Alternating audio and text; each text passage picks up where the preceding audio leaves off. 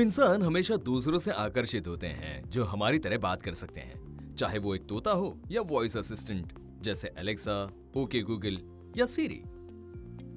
अब तोता वही दोहराता है जो वो सुनता है, बिना ये समझे कि वो क्या कह रहा है। लेकिन हमारे वॉइस असिस्टेंट्स उससे ज्यादा स्मार्ट है। वे हमारे लिए मीनिंगफुल टास्क कर सकते हैं, हमारे डिवाइसेस को नियंत्रित कर सकते हैं और यहाँ तक कि हमारे साथ इंटरैक्टिव कन्वर्सेशन कर सकते हैं।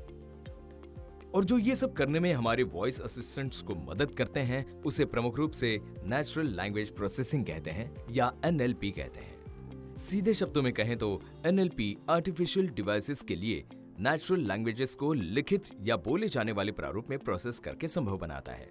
यहाँ तक कि NLP हमारी रोजमर्रा के कार्य जैसे स्पैम मेल की पहचान, सर्च इंजन, ग्रामर सही करना और बहुत कुछ। अब सवाल उठता है कि आर्टिफिशियल डिवाइसेस अंग्रेजी या हिंदी जैसी प्राकृतिक भाषाओं को कैसे समझते हैं।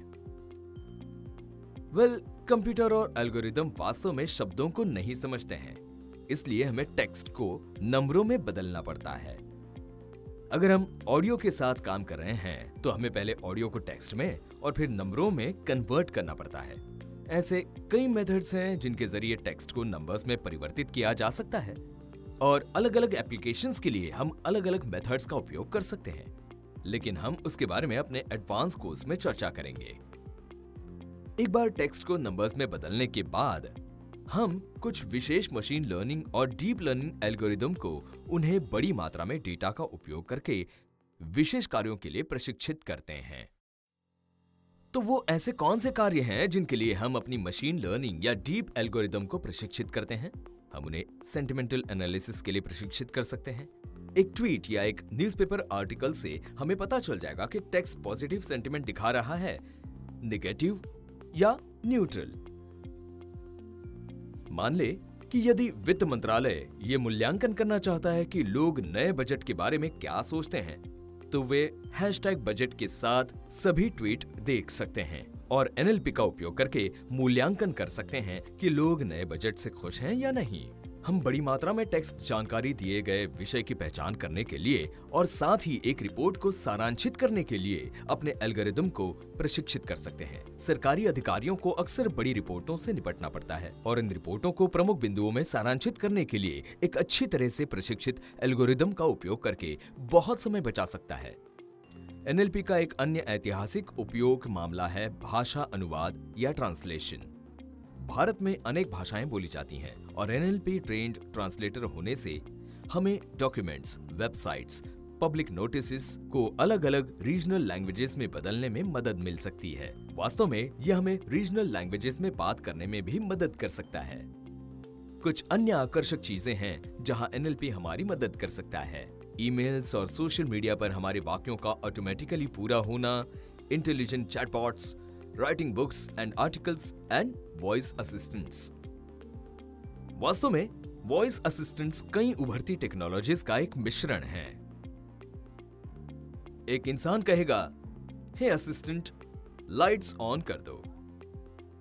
आवाज पहचान के माध्यम से बोले गए शब्दों को टेक्स्ट में परिवर्तित करेगा। अब टेक्स्ट नंबर्स में परिवर्तित हो जाएंगे जो सिस्टम समझता है। अब नंबर्स एक ट्रेन्ड NLP एल्गोरिदम के एक सेट के माध्यम से जाएंगे जो सिस्टम को कार्यवाही के बारे में संदेश देगा। कार्यवाही संदेश इंटरनेट ऑफ थिंग्स और IoT का उपयोग करके रोशनी बल्ब तक पहुंचाएगा और अंत में बल्ब ऑन हो जाएगा। बेशक ये सब 1 सेकंड के अंश में होगा।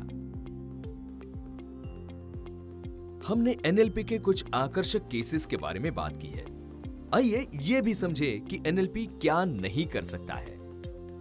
इस समय फिलहाल NLP हमें कार्यों पर बहुत अधिक सटीकता नहीं दे सकता है और यहां तक कि 75% सटीकता भी काफी अच्छी मानी जाती है। इसका एक कारण यह भी है कि भाषाओं में व्यंग, विडंबना, मुहावरे आदि जैसे जटिल गुण होते हैं। यहां तक कि शब्दों के बोलने के तरीके से वाक्य का अर्थ बदल सकता है। उदाहरण के लिए, मुझे NLP पसंद है और मुझे NLP पसंद है के 2 अलग अलग अर्थ हो सकते हैं।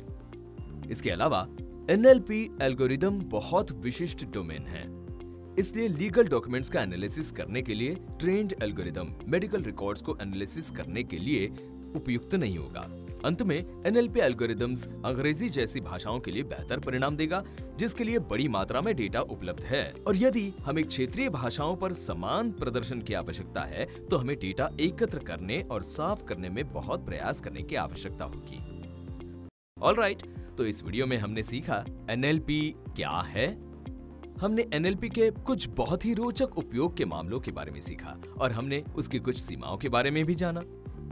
आशा है कि आपको ये वीडियो पसंद आया होगा। हमारी अगली उभरती टेक्नोलॉजी की वीडियो जरूर देखें।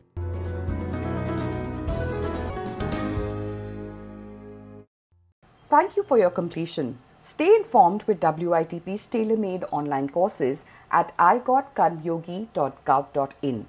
Enroll to lead with knowledge, explore practical courses on emerging technologies. Deep dive into real-world applications through the WITP Digital Library and WITP YouTube channel. Your learning journey continues towards a tech-savvy, future-ready government service. Jai Hind.